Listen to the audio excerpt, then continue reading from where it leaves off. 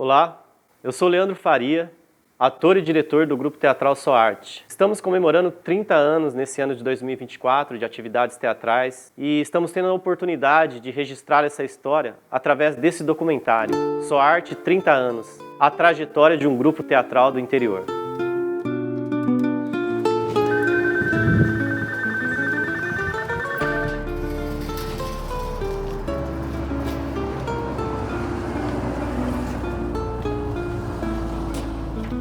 Oi, Neuza, tudo bom? Tudo bom, Leandro? E você? Joia.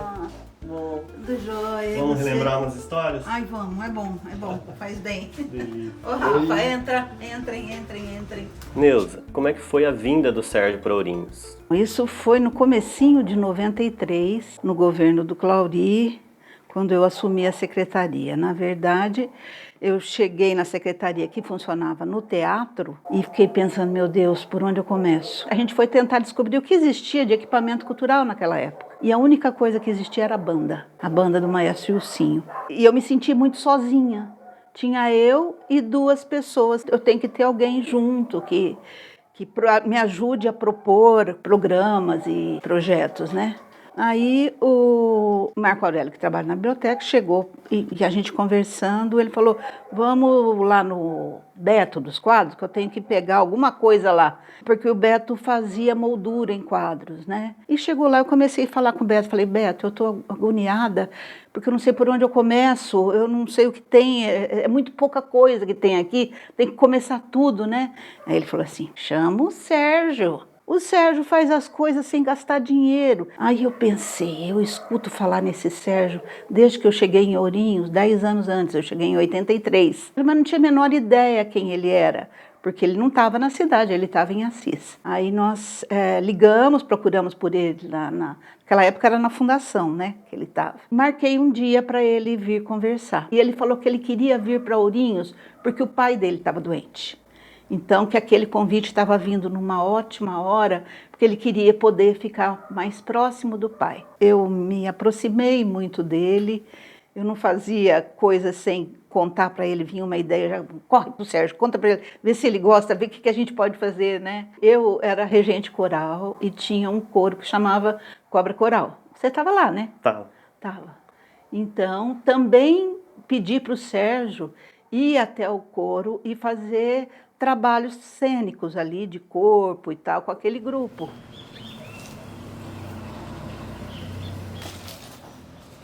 Quanto tempo!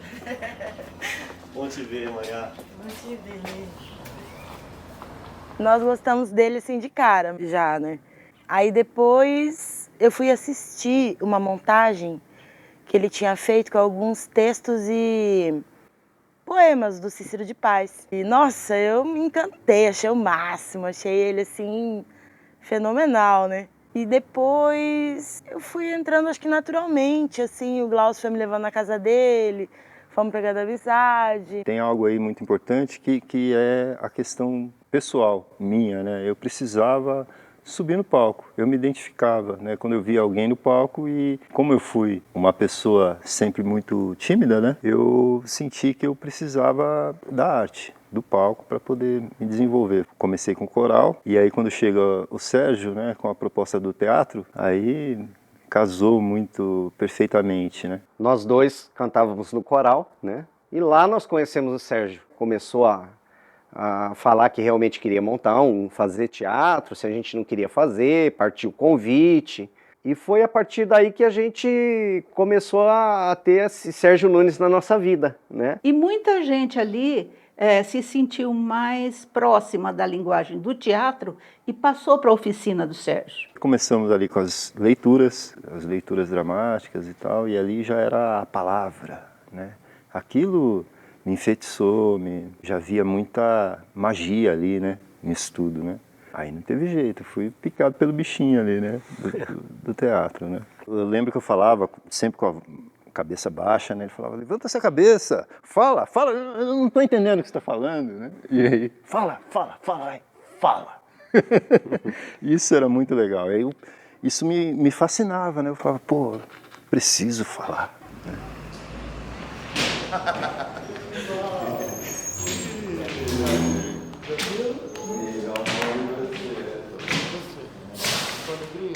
Aí cheguei, aquela coisa meio cabreiro, festa estranha com gente esquisita, né? O Sérgio já tacava papel pra gente ler, né? Toma, lê aí! Tá, né? Eu fiquei sabendo das oficinas que ia ter pela prefeitura. E eu fui fazer um teste e tal. E o Sérgio, cheguei lá, o Sérgio já jogou o papel para eu ler. E eu não tinha noção nenhuma, né, disso. E foi, cara. Foi assim, pro amor à primeira vista, assim. Coisa engraçada, né? Não tinha ator negro. Não tinha negro naquele primeiro momento, né? Até hoje, e ele falava assim pra mim, assim, ó, você é preto, você tem que fazer. Faz pra você aparecer. Ele falava assim pra mim. E o Sérgio foi amor à primeira vista, assim. Ele tinha esse magnetismo, Tinha né? essa coisa boa, né? De acolher a gente, de ser paizão mesmo, de... E ele era aquela figura por si só fascinante, né? Então a gente olhava assim, falei, nossa, que cara, né? E eu lembro que a minha primeira contato com os jogos teatrais, eu tinha muito pudor. Olha que engraçado, né? Eu não gostava, ficava relando nas pessoas. E o Sérgio queria, e ele via isso em mim, e ele falou, tem que relar. Rela nele, toca nele. E eu lembro que a gente fazia um rolo, tipo, todo mundo deitado no chão, verdade. e um rolando em cima do outro. Pronto. Nossa, eu tinha uma vergonha que eu ia relar o sexo do sexo do outro. Olha que absurdo. Isso me lembra, marca na minha vida isso daí.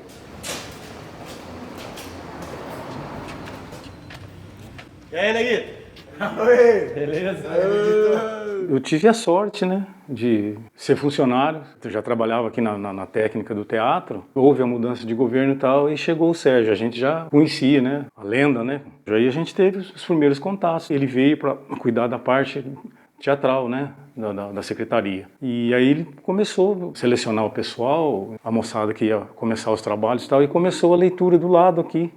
Tinha um espaço aqui do lado, entendeu? E o Sérgio, ele veio com tudo, né, para essa cidade, porque já de cara, já a gente foi para um Édipo Rei. Aquilo não é brincadeira, né? Tragédia grega e tal, né? E a gente tudo novinho, todos garotos, né, garotas, né?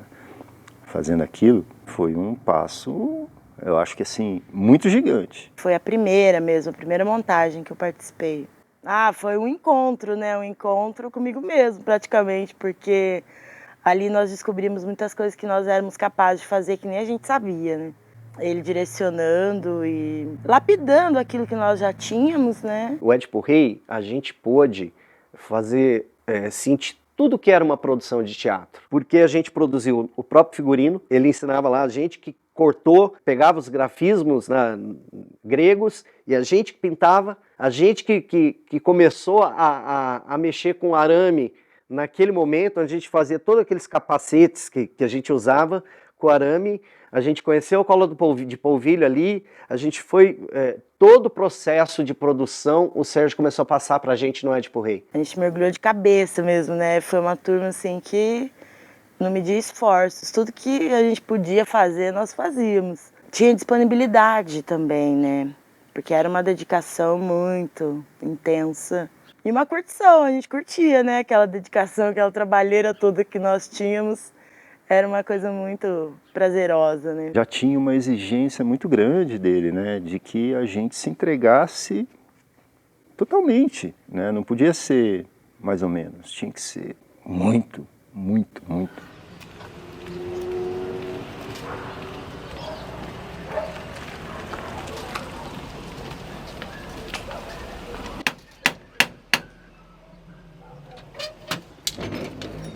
Oi! Tudo bom? Tudo bem, e você? Eu tinha acabado de chegar de Ponta Grossa, eu tinha ficado em Curitiba, em Ponta Grossa, fazendo teatro, e aí eu fui para um barzinho, assim, que eu tinha acabado de chegar em Ourinhos, e eu conheci você no barzinho, e aí comentei que eu estava chegando, né, da Faculdade de Artes Cênicas e tal, e falei, puxa, né, tô chegando em Ourinhos e Ourinhos não tem teatro e tal. Você falou assim, não, a gente tem um grupo de teatro e tal, grupo Só Arte, e vai lá no ensaio. E eu fui, lógico, né, fui. Imediatamente o Sérgio me passou uma pessoa muito brava, ele estava bem sério, assim, cheguei e primeiro ele pegou Mas você é da dança, né? Eu falei, não, tava fazendo artes cênicas. Tava ensaiando o Édipo Rei. Aí ele pegou e pediu pra eu coreografar uma parte de Édipo Rei. E eu louca pra entrar como elenco, e ele pediu pra eu coreografar, né? Puxa vida, né? Não tem outra opção, né? Tem que mostrar serviço pro homem, né? E eles tinham um figurino que era aquela roupa de grego, que parece uma túnica, né? E a túnica era curta. Nos primeiros espetáculos, os meninos estavam com as cuecas deles. Aí alguém me falou, que assistiu primeiro, você não está vendo que aquela cueca lá está muito larga para aquele fulano? Falei, vamos comprar cueca, né? Vamos comprar cueca. Peguei o dinheirinho de despesa miúda que a gente tem na secretaria e comprei lá meia dúzia de cueca mais apertadinha e mandei para eles. Aí eu usava a cueca mais apertadinha, ficou mais decente, ninguém mais comentou nada. Até que passou um tempo, o Clauri me chama lá no gabinete e fala assim, você comprou cueca? Por que você comprou cueca? A Câmara, os vereadores vão achar que estou comprando cueca com dinheiro da prefeitura. Ai, gente, e você para explicar isso? Que a cueca fazia parte do figurino? Foi engraçado, ele ficou um tempão, não sei se ele entendeu. Acho que entendeu, depois deu risada. Mas fazer o quê? Acho que ele deve ter colocado aquele dinheiro da cueca para evitar confusão. No espaço cultural lá onde é a antiga Joá, a gente então, o Édipo tinha uns sons guturais que a gente ficava, né? E a trilha sonora eram umas músicas instrumentais gregas, meio misteriosas, assim, tinha uns incensos, uns defumadores de tabletinho que acendia para fazer cheiro. E a gente vai... Era uma pura macumba, na verdade. Era a estreia, se não me engano, do Édipo Rei. E a gente daí pôs folhas do portão até lá folhas dentro. secas. Foi lindo. Daqui a pouco a gente apresentando no meio do espetáculo, assim, eu tô lá falando texto, assim, aí eu vejo 2 policiais fardados, assim, parou um, cruzou o braço, ficou olhando com aquela cara de quem não tava entendendo nada o que aconteceu ali, né? Aquele povo com barro no corpo. De cuequinha. Essa cueca foi marcante da história. Caramba. Aí eu não lembro quem foi falar com os policiais, porque o Sérgio não podia ir, que ele tava fazendo a trilha sonora em fita cassete. E aí os policiais falaram que tinha tido uma denúncia da vizinha, que fazia vários dias ela escutava uns barulhos de pessoas gemendo, e vinham uns cheiros estranhos e tal, e que ela achava que naquela noite ali, alguém estava fazendo um sacrifício naquele lugar. Você acha? Aí os policiais chegam lá, a gente apresentando a peça. E era muito forte, né? Para onde a gente ia com o espetáculo, a gente sentia que mexia demais, né? E eles começaram a ler o Alto da Barca do Inferno. Aí eu perguntei a ele, né? Ele falou, quem que vai fazer a luz para você? Ele falou, você. Eu falei, então foi que a partir daí, a primeira montagem do Alto da Barca do Inferno, foi o primeiro trampo que a gente fez. A gente se maquiando para uma apresentação do Alto da Barca do Inferno no teatro, aí dentro do camarim o Crisley sentado se pintando. Fui me trocar também, aí... Mas então, Crisley, eu preciso te contar algo, aquela coisa, né? Aí Crisley, aquele olho, né, expressivo, já pintado, né, olhando, ele só olhou assim com aquela cara. Eu acho que eu sou gay. Eu acho, né? Eu acho. Aí ele, eu também. Aí não desgrudamos mais.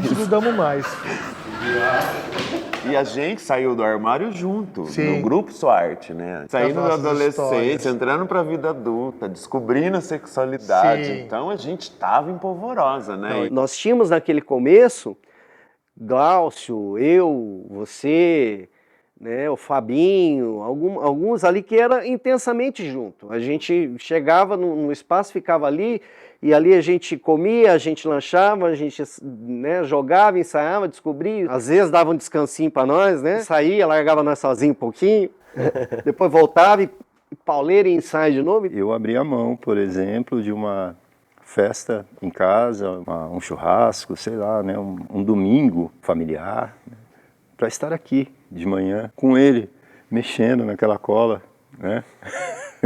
Naqueles papéis, cobrindo, pintando, criando. Enquanto não começava o ensaio, a gente meio que tirava barato mesmo, Sim. né? Inclusive do Sérgio. Do Sérgio. Né? E ele também, né? Tirava, arranjava uns apelidos pra gente. Aí a gente tinha, acho que essa liberdade que ele também dava pra gente poder ser o que a gente queria ser, assim, era um espaço de segurança. Ele instigou muito a gente achar o nosso eu mesmo interior. Tá? Ele deixou a gente à vontade para que a gente pudesse sinalizar isso daí, pôr para fora isso daí. Foi Até muito engraçado. certo ponto ele estimulava isso. Depois ele viu os monstros que ele criou. Daí ele começou aí a podar. tinha que podar. Aí ele começou a podar. Até um número que nasceu, acho que dessa espontaneidade, desse incentivo do Sérgio, foi o da mocinha inocente. Da mocinha inocente. Que aí eu fazia uma mocinha e ele fazia o ladrão e o policial no mesmo número. E aí era uma mocinha... A menina inocente com uma teta desse tamanho, ele fez questão ele fez. Fosse bem grande, um seio teta, bem não era grande. seio, era teta. Era tetona mesmo, enorme. Redonda, assim, de papel. Uma trancinha de lã. Lã amarela. Ai, e era uma cara. menininha que saía da fazenda, do sítio, ia pra cidade com um violão e uma mala. Uma mala. Aí ela chegava na cidade, aparecia Ladrão. um cara. Aí distraía ela, mostrando, ela ficava assim deslumbrada com a cidade. Roubava a mala. Ele roubava a mala e o violão. Aí ela ficava desesperada, chorando.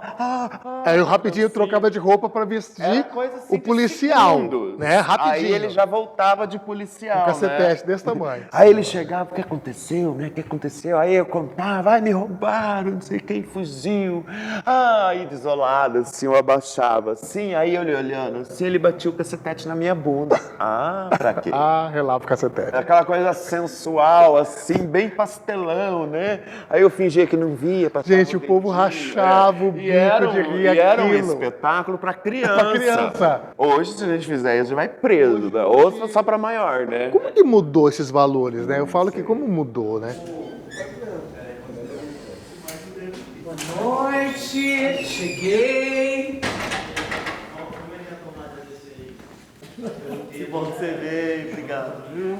E a viagem, foi tudo bom? Tudo certo, Foi tranquilo? Teve uma mostra aqui, em Ourinhos, e o Granja era a pessoa que estava coordenando. Então, eu conhecia o Granja, conhecia, né, o pessoal que estava aqui. O Neguitinho, que fazia iluminação, o Jair, que ficava... Então, eu já conhecia uma moçada. E quando eu estava no mestrado lá, em 95, eu vi uma pessoa, um aluno, eu não conhecia muita gente lá em Bauru, e eu me simpatizei com aquela pessoa, falei, olha, eu vou tentar fazer amizade com aquele cara ali. Na hora do cafezinho, do intervalo, fui conversar com esse cara, falei, escuta, como você se chama? Quero te conhecer. Aí ele falou o nome. Eu perguntei se ele era de Bauru, ele falou, não, sou de Ourinhos. Aí eu olhei bem de perto, falei, peraí, você tinha o cabelo todo de cachinho? Ele falou, tinha, você é o Granja. Aí a gente se encontrou, ele tinha ido para lá, e aí ele perguntou como é que estava o Sérgio, eu falei, não, mas você não está em Ourinhos? Você que tem que saber do Sérgio, me dar uma notícia. Porque eu não tenho notícia dele. Ele falou, mas não seja por isso. Já pegou o caderno, uma caneta e falou, escreve um bilhete que eu vou entregar pessoalmente na mão do Sérgio. Aí eu fui, escrevi um bilhetinho simpático, assim, né? Sérgio, saudade, quanto tempo, né? O que você tem feito de bom na vida? E assinei, Rose Bombom, mandei. Na semana seguinte, chega o Granja, todo saltitante, feliz. Olha aqui, olha, ele mandou outro bilhete para você. Aí o Sérgio me convidava para vir aqui em Ourinhos, que ele estava com um grupo, que eu tinha que conhecer o grupo que ele estava montando aqui, os atores, né, novos e tal, que ele estava super empolgado e que tinha tal data que ia ter uma apresentação de uma peça. Não precisou falar duas vezes. Ela piscou o olho, eu estava aqui. E assistimos a peça, gostei, né? A mulher que virou cachorro. Porque... A moça que bateu na mãe e virou cachorro. Era essa. Depois, conversa vai, conversa vem. Na hora que a gente se acalmou, eu tirei um texto, né, da manga. Olha o texto, leia esse texto. O brilho no olho dele foi o mesmo. E aí ele falou, não, vamos fazer. E aí eu vinha para cá periodicamente para ensaiar. Foi esse trissal, né? Não sei se podia ser libidinosa assim, mas já fui. Então, esse trissal que já existia lá no século passado, a gente já fazia isso. Eu, Sérgio Soarte, foi ele que propôs, aí a gente começou a trabalhar junto, o pessoal ia assistir, né, os ensaios, e aí o Valfredo, Crisley ajudavam no figurino, mas era todo espetáculo, o que tinha a gente estava fazendo junto, né. Nesse processo artístico que o Sérgio, né, trabalhava, a gente também fez várias instalações, né, de intervenção urbana mesmo, além de todo o trabalho bonito, intenso, maravilhoso, né? Como nosso guru de teatro, ele também nos mostrou outros caminhos aí. E ele era um mestre também das artes visuais para a intervenção urbana. As artes plásticas, por exemplo, as exposições que ele gostava tanto de fazer. Alguma data ou alguma coisa que fosse necessária ser dita ali, era através das artes plásticas. Ele era um grande artista plástico e tal, e me peguei muito envolvido logo de início. Numa simples instalação que ele ia fazer, ele nos respaldava ali de inúmeros processos criativos, né? Sérgio era aquele cara que, se você conversasse 1 minuto com ele, você tinha 10 ideias nesse 1 minuto. Ele te dava 10 ideias diferentes nesse 1 minuto, né? Queria mais ficar perto, né, cara, para aprender. Vamos aprender com o cara. E eu me lembro, por exemplo, numa ocasião na casa do Sérgio, construindo bonecos. Lembro bem aonde estava, na soleira, né, da cozinha dele, tinha um pedacinho que batia sol ali no telhado, e estava colocando os bonequinhos ali, mamulengos, para secar. Dali é que eu fui fazer teatro de bonecos, por exemplo. Eu fui, né, investigar um pouco mais e tudo, a questão do mamulengo tradicional, gostar de moda de viola, por exemplo, né? A gente ouvia junto, né, esse tipo de coisa. O Sérgio nos deu um grande repertório, né? A gente não tem como negar isso. Referências, né? Ele nos deu muita experiência, um grande repertório. A gente brincava desde Martins Pena até Nelson Rodrigues, Brecht, Sófocles. E aí ele começou a nos dar realmente a ideia da história do teatro, né? O que mais me fascinou no grupo foi o caráter de cultura popular, como era presente no grupo Soarte. O Sérgio pegava ali um texto um pouco mais erudito, assim dizer, né? Mas fazia para todo mundo. Tanto popular que a gente fez o Édipo Rei para funcionários de uma usina de cana-de-açúcar. Então, olha só, essa função social da arte, assim. Eu acho que é uma das coisas que mais me fascinou dentro do grupo. E aí isso a gente vê permeado assim dentro de todo o trabalho, né? Ao longo dos anos, né? Hoje, por exemplo, ainda vejo, né?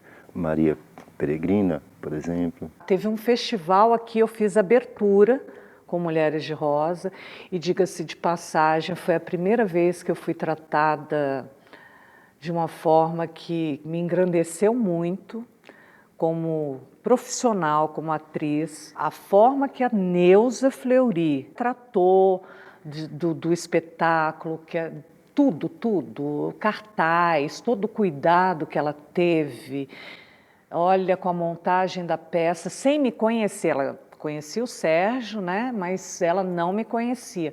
Mas tudo que ela fez ali, assim, é indizível.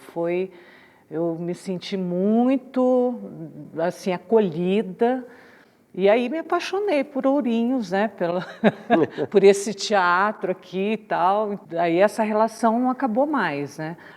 O Toninho Breves, ele se propôs a musicar, né? E o Sérgio escreveu as letras, ele musicou, e a Karina e a Magali cantavam também na peça. E aí, depois de 1 ou 2 anos, teve uma comemoração, uma homenagem, eu acho que não sei se de nascimento ou de morte do Guimarães Rosa.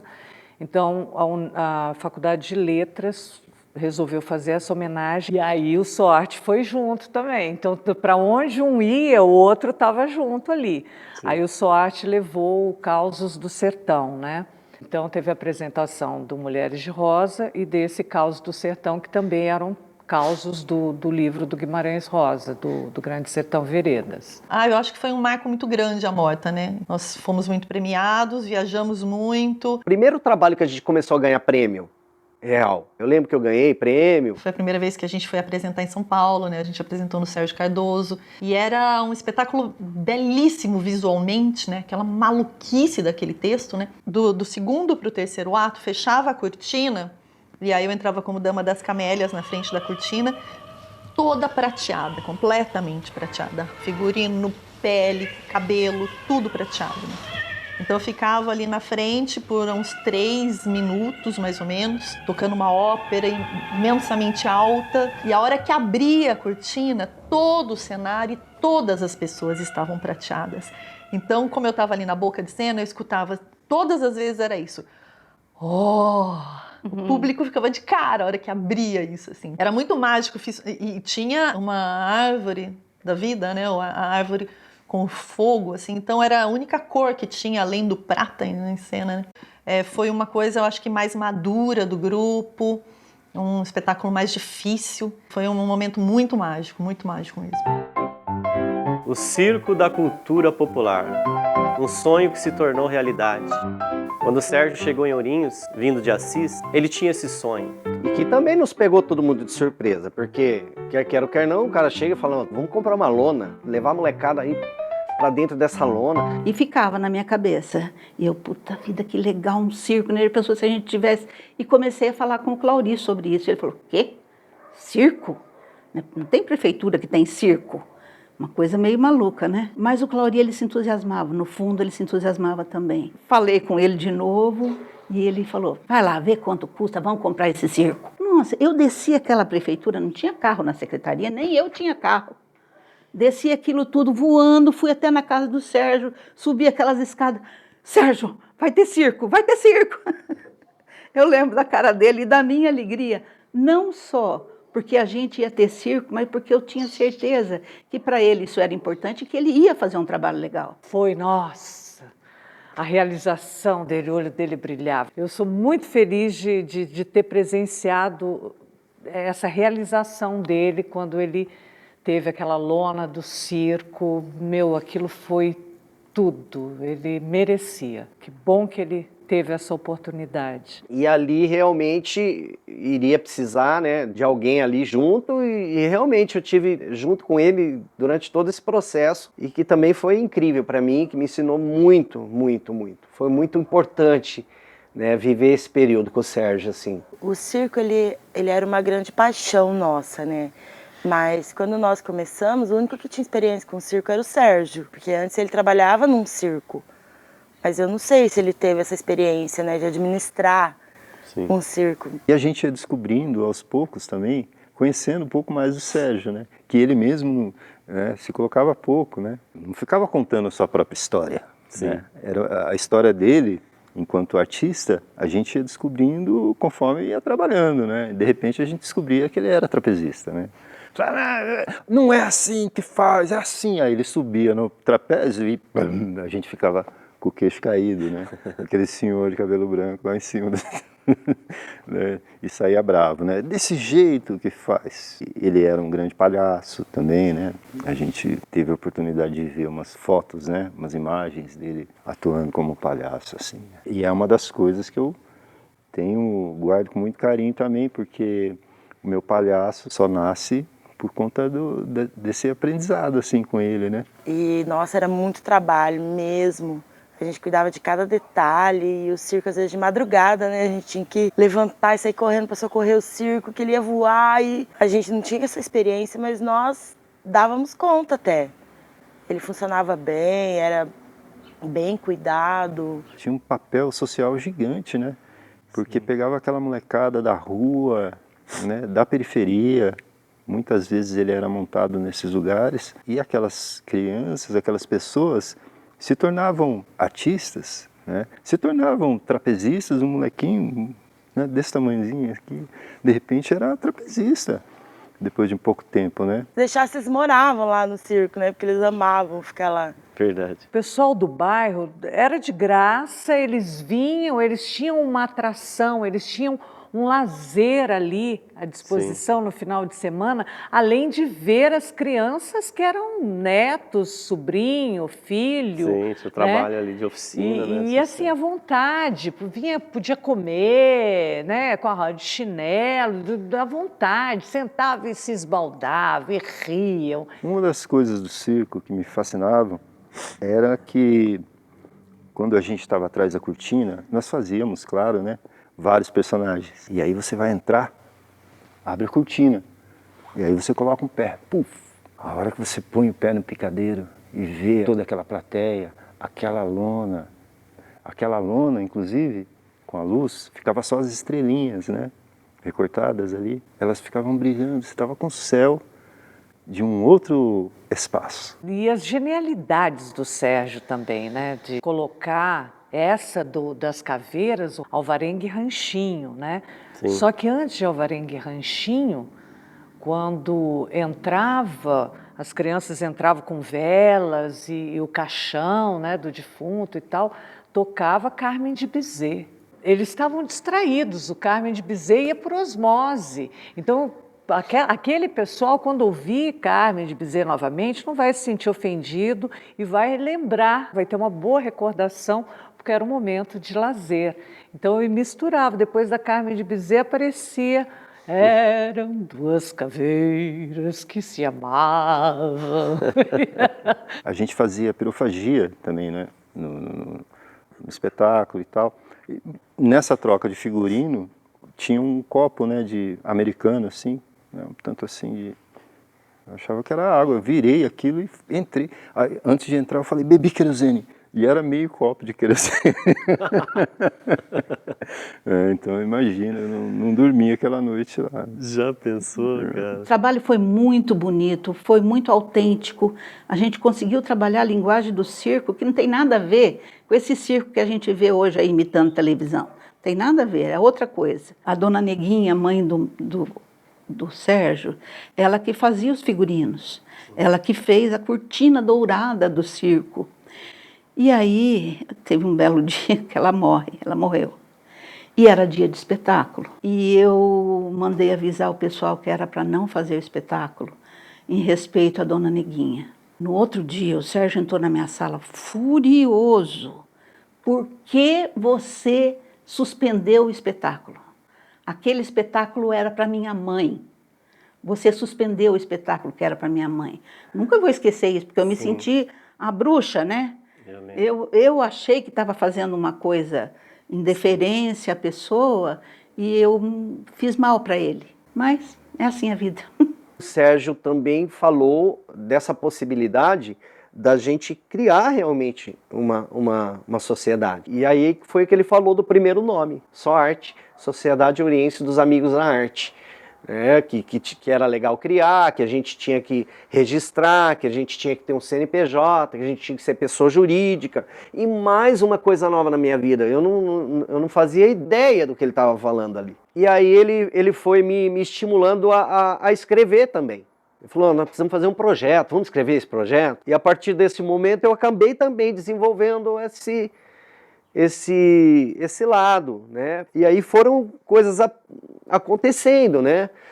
Prêmios de edital de estado, prêmio Carlos Miranda, Funarte, prêmio de estímulo ao circo, o prêmio de teatro o Miriam Muniz. A minha entrada no grupo demorou um pouquinho mais, né, na verdade. Eu estava com 14 anos, eu entrei e comecei a fazer as oficinas, que eram promovidas pela Secretaria de Cultura na época, que era a secretária era Neuza Fleury. Aí eu fiz um ano, oficina com o Sérgio mesmo, a gente iniciou com um grupo que era mais ou menos umas 30 pessoas e a gente terminou esse grupo com 2 pessoas, que era eu e na época era a Ionara.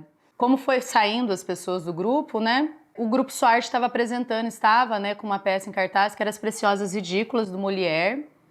A Zana fazia um dos personagens e acho que ela ficou grávida do Lucas. E aí ela já estava com barrigão, já não dava mais para atuar, né, daquele tamanho.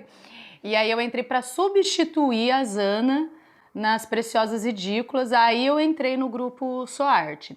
O meu contato com o Sérgio, diferente da Karina, foi mais engraçado porque eu não tinha essa coisa do Sérgio, uma pessoa brava, assim. Porque o meu convívio com o Sérgio, desde o primeiro momento, foi muito carinhoso, assim. Era meio uma relação meio de paizão, assim.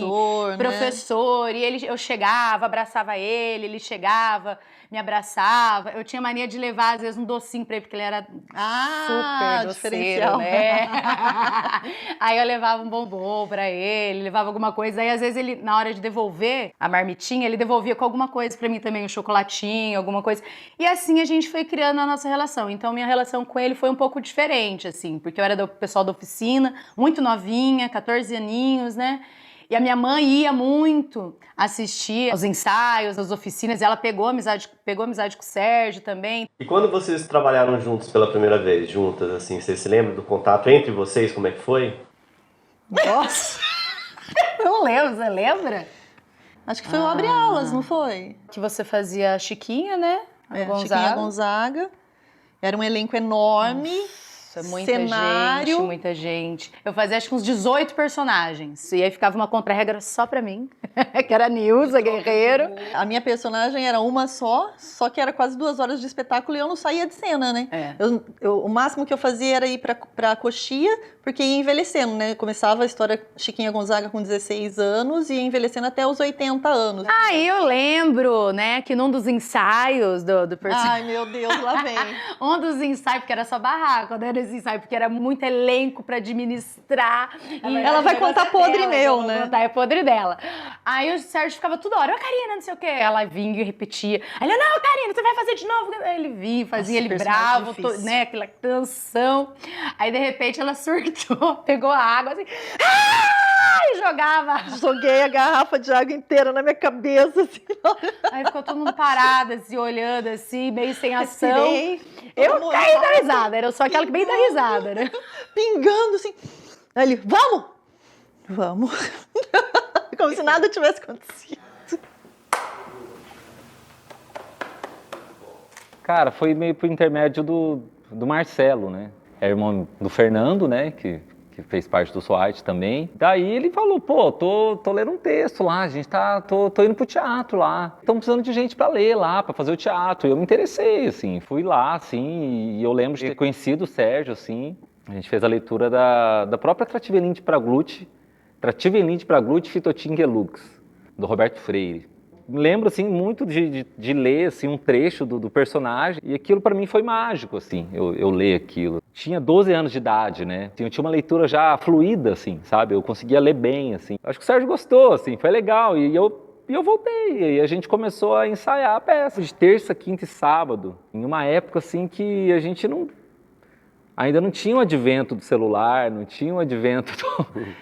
Então, assim, a gente acho que era muito sedento por coisas, por fazer coisas, por ter atividade. E eu lembro que teve um dia que eu encanei, falei, nossa, eu preciso no Sérgio, eu acho que era um domingo, eu falei, preciso no Sérgio, e aquela angústia de precisar ir no Sérgio, eu fui no Sérgio, chamei ele e tal, falei, Sérgio, então eu vim aqui, não sei, queria te ver e tal. Aí sentamos pra conversar, ficamos conversando lá na casa dele, né, porque ele tava, o quarto dele tava na parte de cima, né? E aí ficamos conversando, aí chegou, eu não lembro quem que chegou lá pra conversar com ele também, e aí parabenizou ele pelo aniversário dele. Aí eu olhei, Sérgio, é seu aniversário! Aí ele olhou, cara, sua boba, não foi pra isso que você veio aqui? Ai, sua boba, isso ele falava mesmo. Era tão, ai, sua boba, ai, meu Deus. E aí era tão assim que era esse tipo de relação que a gente tinha, né? Era uma relação muito próxima, troca de energia mesmo, de você saber que era aniversário, não lembrar que era aniversário dele, mas saber que você tinha que ir lá ver ele, né? A casa dele era a casa de todo mundo. A porta sempre aberta, né, e o corredor, né, que ia para casa do Sérgio.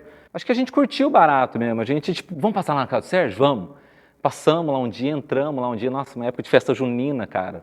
Entrava na casa do Sérgio, né, casa do Sérgio cheio de livro, televisão ligada, mas aquilo pra gente também era um barato, né? E acho que a gente queria viver aquilo também, fazer parte disso, né? E aí, Sérgio, tudo bem? Ele lá, na cama lá, tal, assistindo uma televisão, lendo alguma coisa. Acho que ele falou, cara, acho que eu devia pensar que essa molecada enchendo o saco aqui. Daí teve um dia que a gente foi lá, era de festa junina, cara. A gente falou, Sérgio, a gente vai acender uma granada aí.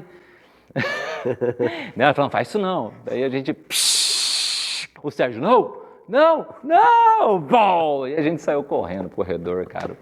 O Rério, né, que era o árbitro, até mijou, assim, de rir, cara. Chegou a mijar de rir. E a gente, tipo, daí ia ter ensaio no próximo dia ou no outro, cara. A gente tava, assim, morrendo de medo. Cara, o Sérgio vai ficar muito bravo, cara. Que a gente estourou a granada lá, cara. Ele vai chegar comendo a gente. Cara, ele chegou lá e nem lembrava, assim. Tipo assim, não foi nada pra ele, foi uma brincadeira de criança, assim. Eu lembro muito disso, de passar perto do núcleo e ver se o núcleo estava aberto e ir lá bisbilhotar no núcleo, né? A gente começou a se sentir pertencido a esse lugar também, né? A gente chegava mais cedo, né? E aquela porta fechada, e aí eu lembro que a gente ficava naquela coisa lá, será que ele tá vindo? Né? E o Sérgio morava virando a esquina, morava bem próximo ao núcleo, e daí de repente surgia aquela figura na esquina, né? Sempre com a mão para trás, né? Camisa, né? A camisa em cima da camiseta, com a mão para trás, olhando para baixo. Ah, tá vindo, o Sérgio tá vindo. E aí, às vezes, o Sérgio chegava de bom humor, às vezes ele chegava carrancudo, às vezes... Era tudo muito novo, era tudo muito legal, a gente vê a coisa acontecendo de fato, né? Perejo! Aí sim, hein? Beleza. Chega mais. Eu comecei lá em 2000, né? 2000 teve a campanha do Claudemir para prefeito, né? A Neuza estava trabalhando na campanha e eu estava ali fazendo panfletagem com gosto. Adoro muito de um panfleto para poder divulgar uma coisa com um panfleto, né? Hoje na sua arte eu faço isso, né? Então... E a Neuza vendo, né? Aquele garoto pra lá e pra cá, divulgando, conversando, batendo papo todo mundo, convencendo, né? Falou, olha... Eu sei de um lugar legal que você vai conhecer umas pessoas legais aí que você vai se dar bem. Eu falei, o que é? Não, é um grupo de teatro aí, o grupo do Sérgio Nunes, é o grupo Sua Arte. Aí, por fim, o Claudemir ganhou e eu acabei ficando mais próximo da Neuza, porque a Neuza ia ser secretária da Cultura, né? E aí, nisso, um dia lá, ela falou, vou te levar pra conhecer o Sérgio Nunes. A galera também, eu falei, legal, eles estão lá na FAP. Estão lá na FAP que eles estão consertando a lona do circo. Opa, vamos lá, né? Cheguei lá, de cara, aquele bando de maluco, né? Gente do bem, trampando, fazendo o que gosta. Teatro, uma coisa que eu não tinha muita relação, eu já tinha poucas peças na adolescência, então não tinha esse contato tão próximo, assim, né? Fazia eventos, né? Aí cheguei lá, já conheci o Serjão, maluco, tudo, falando, espontâneo, e a galera, e todo mundo abraçando a ideia, consertando aquele monte de tecido ferraiado. Aí o Sérgio já na hora falou, o que você tá fazendo? Eu falei, não, eu vim aqui, não sei o que. Olha, então não fica parado não, ajuda aqui. Então, tipo, já chamou eu pra ajudar, né? Botar a mão ali pra fazer alguma coisa ali. Foi ali, cara, aí eu comecei ali, depois, vai lá no teatro lá, que a gente tá com uma peça, não sei o que. Aí eu fui no teatro, era As Noivas Matinais, ali no final de 2000 ali. E aí, quando começou, que entrou o mandato, né, do Claudemir, aí eu entrei na Secretaria de Cultura, Neuza chamou para trabalhar também lá, e aí eu fiquei bem próximo do Sérgio, aí, né, te conheci o grupo, e aí comecei a me envolver ao máximo, e é aquela coisa, né, parece que quando você chega perto do Sérgio e encontrar um cara daquele, o cara começa a dar um monte de ideia, começa a falar um monte de coisa, o cara começa, né, despertar um interesse na gente. E aí aquela coisa, né? O Sérgio super intenso, né? Participando de tudo, né? Fazendo carnaval, terminando as coisas do Natal, ensaiando, produzindo, tudo, né? O circo, tudo. Tinha rascunho, não sei se tem ainda em casa, rascunho que ele fez do Centro Cultural. A ideia do Centro Cultural foi dele. Sim. Eu lembro dele contando como era lá em São Paulo, contando pra Neuza, que ele queria a biblioteca, ele queria tudo reunido. Ele achava que nós estaríamos lá também, né? Pois é. Pra gente sair e fazer uma cena com dança e sair dali e fazer uma pesquisa na biblioteca, tudo ali mesmo. E no fim o teatro ficou fora do Centro Cultural. Parece uma minoria, mas é uma minoria que pulsa tão forte, né? Que Sim. acaba incomodando às vezes, eu acho. Ele nos ensinou um pouco disso. Antes de ser artista, ele era um cidadão desta cidade. Então ele brigava com tudo que diz respeito à cidade. Questões assim do trânsito, né? Falava, esse trânsito, isso aqui está errado, né? Cadê a acessibilidade? Não tem acessibilidade, que cidade é essa? Não sei o quê. Estou falando assim só, né, só como exemplo de como esse olhar dele estava para tudo quanto é canto, né? E isso, dentro da cidade, tem um peso gigantesco. Né? O Sérgio era uma pessoa ousada por si. Ele na frente já dava aquela cara de contestação, né? Lembro quando nós chegamos na inauguração do Centro Cultural, estava tudo fechado. E ele tinha uns rompantes, o Sérgio, né? E ele começou a fazer um escândalo na frente. O Sérgio, não grita. Quem que trancou esse portão? Porque esse Centro Cultural é para estar aberto, ele foi construído próximo à periferia, para as pessoas terem acesso. Aqui é um local público, não é para fechar, é para as pessoas entrarem. Ele causava mesmo. O Sérgio era aquela figura, assim, né, cara, carrancuda, ele não tinha papa na língua, né, cara, não tinha uma didática, estou falando com jovens, e eu tenho que, não posso falar palavrão, vai tomar no seu cu, caceta caralho, buceta cascuda, e a gente cagava de dar risada com aquilo. A gente se olhava primeiro, cascava, e ele ficava bravo, de repente ele começava a dar risada também, assim, com aquele... Todo espetáculo ele ficava puto, né? Ele ficava andando naquela coxia pra lá e pra cá, e andava pra cá, ia apressando a gente.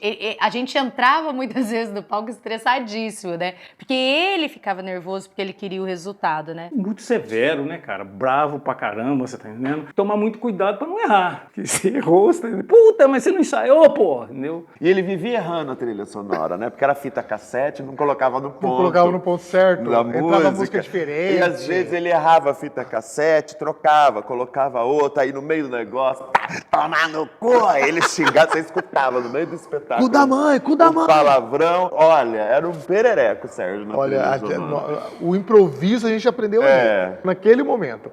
Porque você fazia a cena com a trilha sonora errada e a gente tinha que acertar. Porque o problema não era nosso, era dele. Mas a gente entendia e... Eu acho que toda a dificuldade de convivência com ele era superada quando a gente imaginava e sabia o quanto que ele era grande. A Neuza tinha falado para ele, né, que eu era bom para divulgar, convencer as pessoas, né? Ele já deve ter crescido os olhos, falou, opa, esse aí dá para chamar as pessoas para vir ver a gente, né? E para mim foi muito legal, porque daí eu comecei a entrar num universo que eu não conhecia direito, né? Que era esse lance dos textos, né? Dos espetáculos, né? O Sérgio mostrou uma outra face, né, da produção. A fase de participar do processo. Já comecei a chamar um público, mas ainda não tinha aquele acesso de ir para as escolas, tudo. Foi a comédia do Sr. Puntilla, né?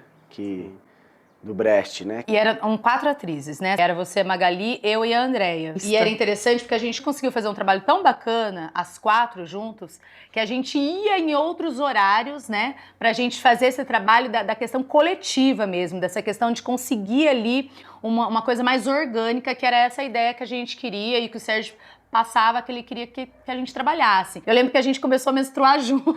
É verdade, é verdade. Todo mundo menstruava junto, todo mundo ficava de TPM junto, era uma loucura. E com esse espetáculo, a gente participou do Mapa Cultural Paulista na época, e a gente ganhou como atrizes coadjuvante, né? Porque na verdade o prêmio era para uma atriz do festival ali, né? Mas aí o jurado, quando foi entregar, falou que seria para uma atriz, mas aí a gente ficou analisando, porque o espetáculo tem 4 atrizes, e a gente chegou à conclusão que as 4 têm que ganhar. E realmente casou, né, as 4 juntas. Já no segundo semestre de 2001, aí já veio essa poesia brasileira e seus movimentos que rolaram por aí, né? As escolas abraçaram, assim, de uma certa forma muito grande, porque por causa do lance da literatura, aquele monte de poeta, aquele monte de épocas, né? Sim. Não, é uma aula de história da arte, né? História da poesia, né? E aí depois já se ganhou o prêmio Estímulo Carmen Miranda. Soldado Sacristão. Soldado Sacristão. Veio Metalíngua que a Fala Vem, muito legal também. Veja que beleza, a burrice está na mesa, né? A Bruna já era um pouco mais velha do que eu, né? Eu lembro que já tava, tipo assim, perdendo interesse mesmo, assim. De tipo, não vamos no ensaio hoje, não? E a gente passava pelo campo de futebol, né? Vamos jogar bola, cara? Vamos. Fui jogar bola. E matei o ensaio, cara. E aí, sei lá, o Paulo e o Marcelo estão lá no campo jogando bola, mataram o ensaio. De repente aparece a Bruna lá no campo de futebol, cara. Que bonito, hein? Estão jogando bola aí, o ensaio tá lá. Nossa, cara, ela foi buscar a gente pela orelha, cara. E aí ela foi a pé, cara. E aí eu lembro da gente voltando pro núcleo, assim, emburrado atrás da Bruna, pisando duro, assim. A gente começou a apresentar fora. Eu tinha uma Panorama, né? A famosa Panorama, que carregou a gente mais de 30 mil quilômetros por aí nesse estado de São Paulo, Paraná. Uma panorama velhinha, né? Remendada. Somos altas aventuras. Altas aventuras. Sobrevivemos a Panorama. Sobrevivemos a Panorama, bem essa mesmo. Aquele cenário em cima, aquele cenário dentro, a gente lotado dentro e rodando por aí. Tinha um ritual, lembra? A gente passava primeiro na casa do Sérgio, porque ele estava preparado um bolinho, um cafezinho, um chazinho, que ele queria dar bênção na gente antes da gente ir para a região. Mesmo quando ele não ia, tinha que passar lá antes. Tinha que passar lá para dar bênção para ele. Fazia aquela, saía, chegava na cidade, era aquele cacareco, porque naquela época era tudo bem caseiro, né? E quem pagava o ingresso não eram as prefeituras, eram as próprias crianças, com 50 centavos, né? Sim. E as que não podiam pagar iam do mesmo jeito, né? Então a gente ou era na escola ou era nos lugares improvisados, né? Aquela história que a gente foi apresentar em Bernardino de Campos, apresentou o espetáculo, tudo, e a gente saiu, a gente estava na Panorama, né? Bem na saída de Bernardino de Campos tem um posto de gasolina, né? E quando a gente estava chegando perto do posto de gasolina, começou a ser uma fumaça dentro da Panorama. Gente, é fogo, fogo! E tava um posto de gasolina. Eu no posto de gasolina, encostei no posto de gasolina. Na hora que eu parei no meio das bombas, os frentistas todos saíram correndo de medo, achando que a Panorama ia explodir dentro do posto de gasolina, né? E aí o pai desce rapidinho, desliga um fio que tava desencapado, montamos e fomos embora, ninguém soube nada do que aconteceu, né? Daí a gente saía, juntava aqueles montes de saquinho de moeda de 50 centavos, né? E voltava, e o Sérgio já estava esperando nós pro café da tarde, né? Ou pro começo da janta, para dar a bênção de novo. Ele só não gostava que contasse as moedinhas na cozinha, né? Eu gostava.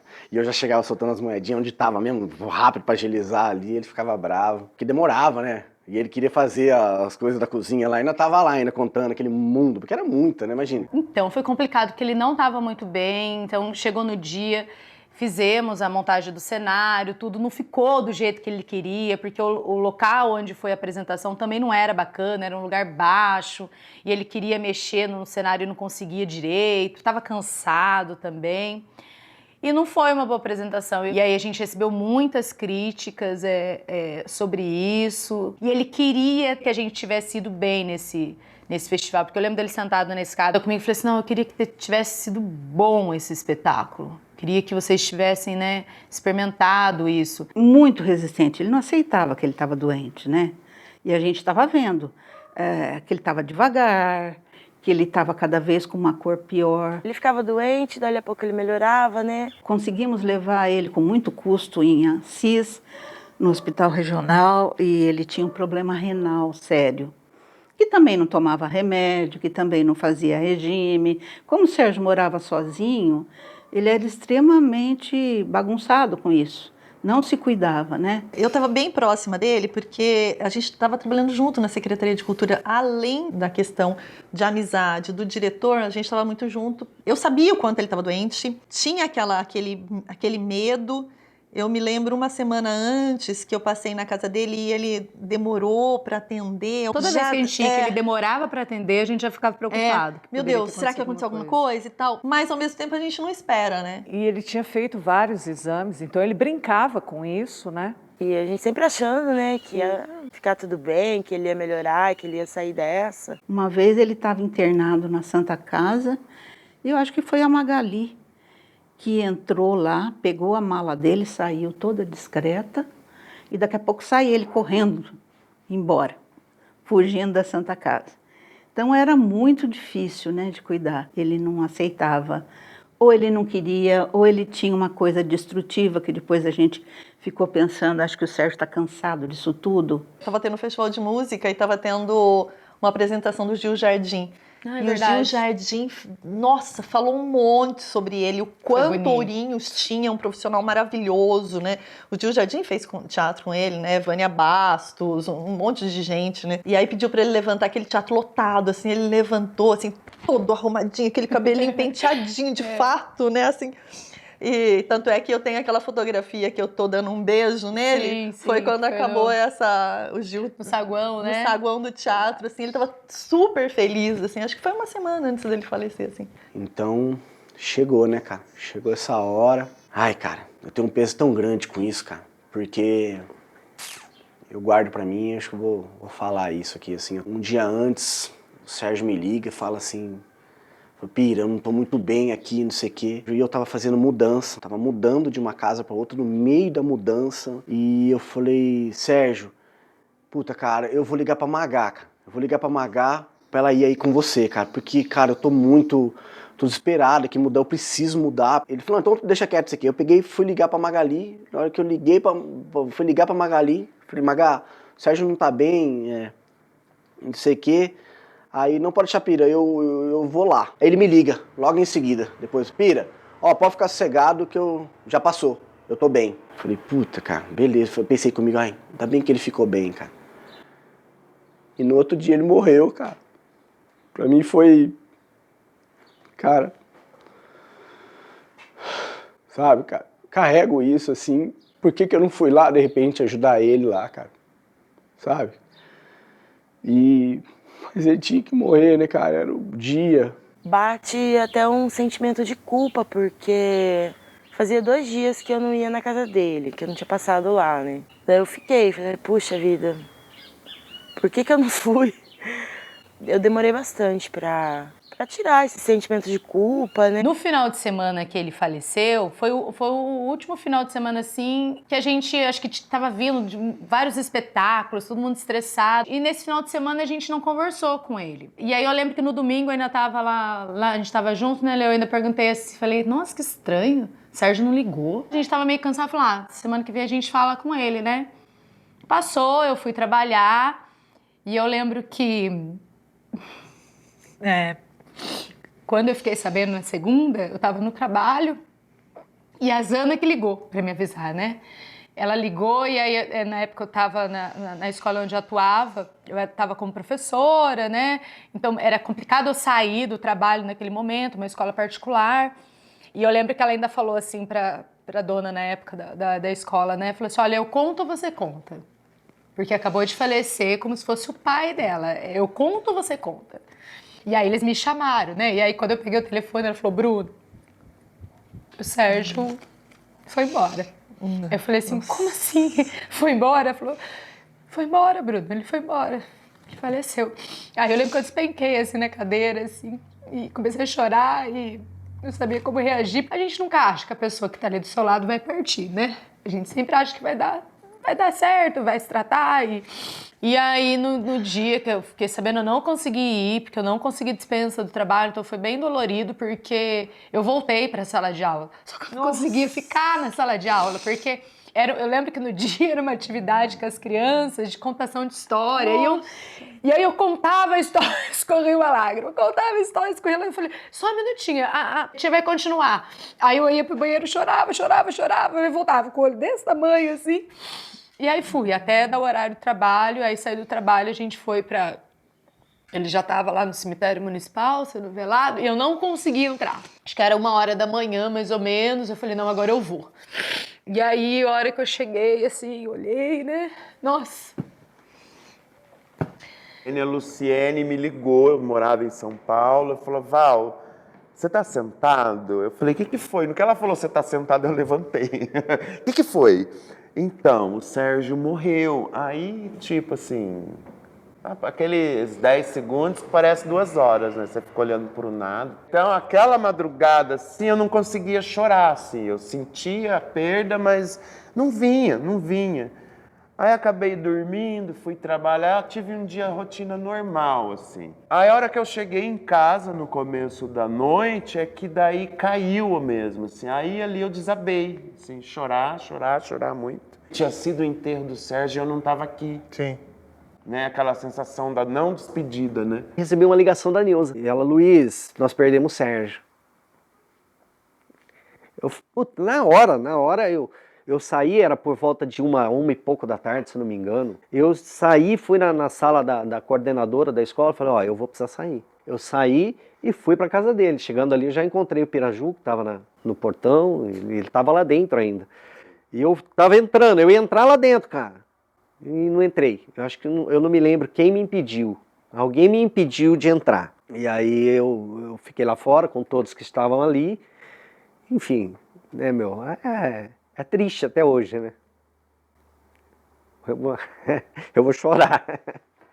É triste, cara.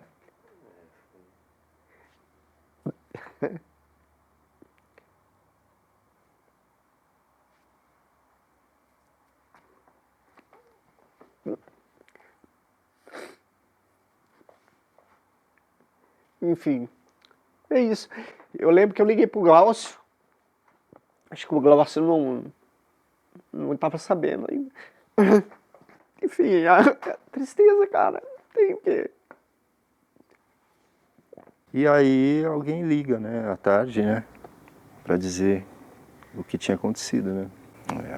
Aí foi um buraco, né, um buraco que abre, né. A gente não imagina que vai acontecer aquilo ali, né. Você está olhando que está complicado ali, né, saúde dele, tudo, mas você não imagina que aquilo vai acontecer, né. Ele foi muito importante, né. Então, é um vazio, né, um vazio enorme. Muito doloroso, nossa, bastante. Eu sentia como se a cultura de Ourinhos e toda a região tivesse de luto, não era só eu. Era uma perda muito grande, não era uma perda minha. Ele era um monstro, né? De sabedoria, de conhecimento e de fomentação. Eu digo que ele foi importante para mim, não só como pessoa, mas como homem, como artista, né? Que a gente aprendeu a viver, né? Mas o legado que ele nos deixou e a formação que ele nos deixou, né? E o entendimento que ele nos deixou da arte é incrível. Eu lembro do que você falou perto do caixão dele. Eu falei, mas o que nós vamos fazer sem o Sérgio? Você falou assim, cada um agora vai ter que ser um pouco das coisas que ele foi.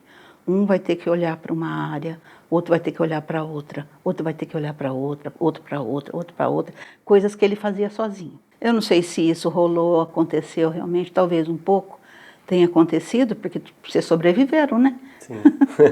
E a gente sentiu que não vai parar aqui, né? Aliás, ele ia ficar muito puto, inclusive, né?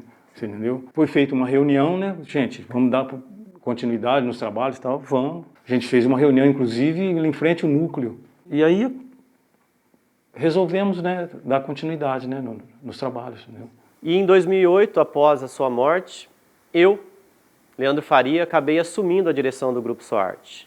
A gente estava muito abalado ainda pela perda do Sérgio, mas a gente não podia parar. Tínhamos espetáculos encomendados, tinha o nosso repertório. E aí foi que começou, né, cara? Aí a gente foi na marra, né, cara? Aí a gente foi na marra, que a gente não podia deixar a peteca cair, você dirigindo, eu produzindo, você tinha que atuar junto, tinha que dirigir. Alguém tinha que começar a mexer com a cenografia, né? Foi a hora, né, que eu comecei a me envolver também com a cenografia, né? Que não tinha como todo mundo fazer tudo, né? O Sérgio fazia tudo, né? Agora a gente tinha que se dividir. O Sérgio, quando ele era vivo, ele começou a passar algumas coisas pro Leandro. O Leandro que fazia muitas vezes algumas adaptações dos textos, né? Então ele já estava meio passando, assim, o bastão. Não que ele dissesse, no meu ver, né, nomeando, mas ele já estava passando algumas coisas já, né, para o Leandro e para outros atores, né. O Leandro tem uma outra dinâmica, né, de direção. Mas é interessante que ele mantém uma coisa muito parecida com o Sérgio, porque o Leandro é uma coisa, né, de lembrar de data, de autor, então ele traz muito isso também pro espetáculo. Embora sejam pessoas tão diferentes, eles tinham muita coisa em comum, lembrando que são primos, né? Esqueci de falar isso, né? Verdade, o Leandro é primo do Sérgio, né? É de família, deve ser. O primeiro espetáculo que eu dirigi após a morte do Sérgio foi A Balada de um Palhaço, do dramaturgo Plínio Marcos, que é o meu início como diretor teatral. Escrito quando ele teve um infarto, e aí, como uma maneira de cura, ele escreveu esse texto, um texto lindíssimo, poético, né? Um palhaço em crise, né? Com seu fazer, e o outro que só pensa no dinheiro, tentando tocar o barco. Bora fazer, bora apresentar. E a gente tentando ensaiar, né? Tentando fazer, né? Mas aí, tipo assim, a gente percebeu, assim, eu e o Fernando, que, tipo, cara, só nós dois não dava pé, né, cara? Tipo, precisava de alguém de fora, precisava de alguém olhando, precisava de alguém ajudando. E a gente chamou o Leandro, chamou você, Leandro. Chamou o Leandro para dirigir o espetáculo. E aí nasceu A Balada de um Palhaço. Daí, como veio a direção do Leandro e, logicamente, o SOARTE, né? Tem a nomenclatura do SOARTE também. A afetividade, assim, que eu tenho, assim, muito da Balada de um Palhaço é de poder redescobrir o teatro, né? Que eu tinha descoberto com o Sérgio, depois a gente dá continuidade com você, né? E aí logo depois começaram as suas oficinas, né? Que o Sérgio morreu e quem depois acabou abraçando as oficinas foi você, né? Os cenários das oficinas, você sempre confiou em mim de, para mim, criar os cenários das oficinas. E aí por ali foi, né? Tá certo que para você fazer uma cenografia, você vai ter que fazer uma pesquisa, você vai ter que ver o que o diretor tá querendo, a história da arte, como é que era, tudo isso aqui para ver. Mas assim, mais uma coisa muito importante, a estética, que não é só fazer a cenografia. É a questão que é não abandonar a nossa estética, né? Do Grupo SOARTE, que como o Sérgio sempre criava, que ensinou a gente, né? Que todo mundo fala aí que do arame, da cola de polvilho, tudo, a gente sempre continua trabalhar com o velho, né? Sem gastar dinheiro. E então a gente não perder essa identidade da nossa estética, né? Todo mundo que vê nossos espetáculos, quando olha ali no palco, sabe que é nosso, né? Tem a nossa cara da SOARTE, né? Aí, assim, fazer várias ações paralelas ao SOARTE também, né? Maldita Parentela, As Aventuras e Desventuras de Maria Malazarte, O Médico à Força, Barbosinha Futebol Clube.